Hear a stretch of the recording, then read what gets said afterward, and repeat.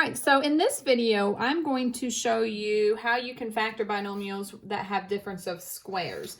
Because sometimes you get a binomial and the instructions will say to factor, but they don't have anything in common. There's no greatest common factor. And then we start looking at the problem and we get a little confused.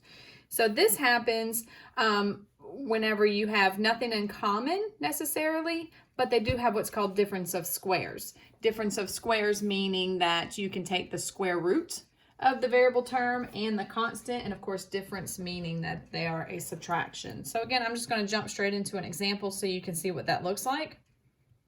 So say I had n squared minus 100, and you want to ask yourself, we are all trained, look for a greatest common factor first. And if you're not trained, you should be trained, look for a greatest common factor first. N squared and 100, there is nothing I can divide by that would divide into both of these terms. So there is no GCF in this binomial.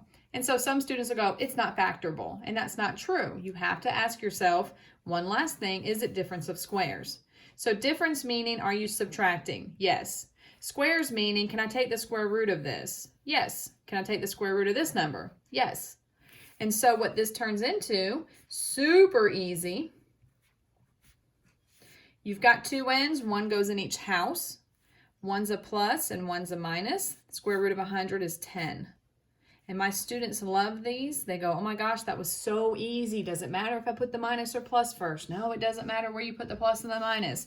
Order matters. The n comes first, n comes first. Number goes last, number goes last. Super easy. And then the next day I give them a problem and they forget how to do it, because they were just like knocking them out of the park. It's so simple that they forget how easy it was.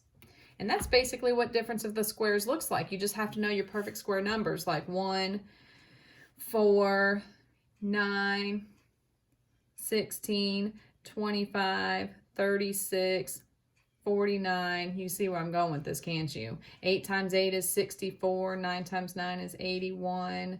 10 and 10 is 100, 121, 144, 169, 196, and we can keep on going forever. But if you can recognize one of these numbers, or if you're not sure if it's a perfect square, go to your calculator and take the square root of the number. So if they gave you something like 225, take the square root of it, and yes, it's perfect. So you do possibility there that you have a difference of squares problem.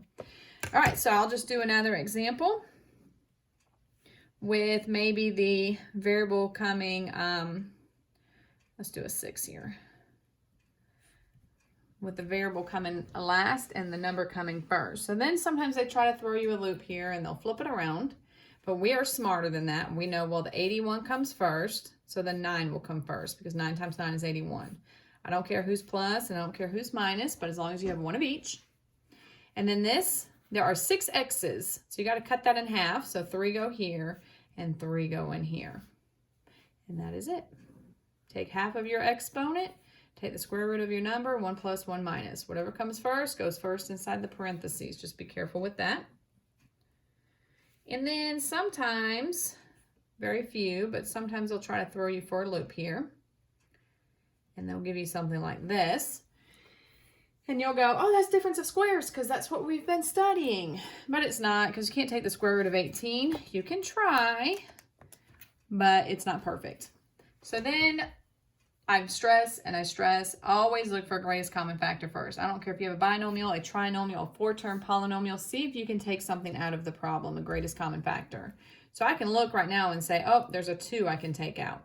So when I divide this problem by 2, I get x squared.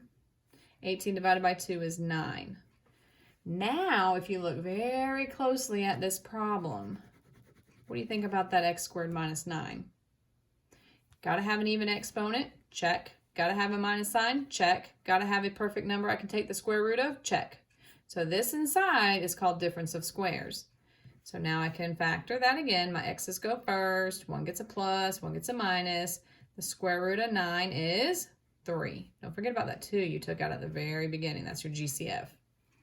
So every once in a while, they will give you a problem when they are asking you to factor. If you left it like this, you wouldn't get it right because it's not factored completely. They want them factored as far as they'll go. You want to tear them up until you can't tear them up anymore.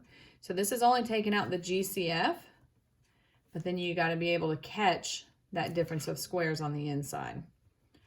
So they'll try to throw you for a loop there. Just make sure you double check and ask yourself, is there anything else I can factor? All right, so that is difference of squares, even exponent, minus sign, and one of those perfect numbers. If you're not sure it's perfect, put it in the calculator, take the square root of it.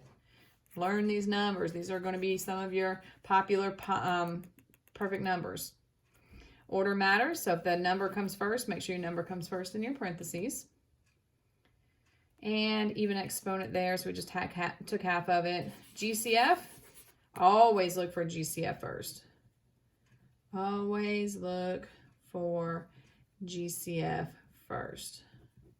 Very important, you always do that. All right, and that is difference of squares. Thanks for watching.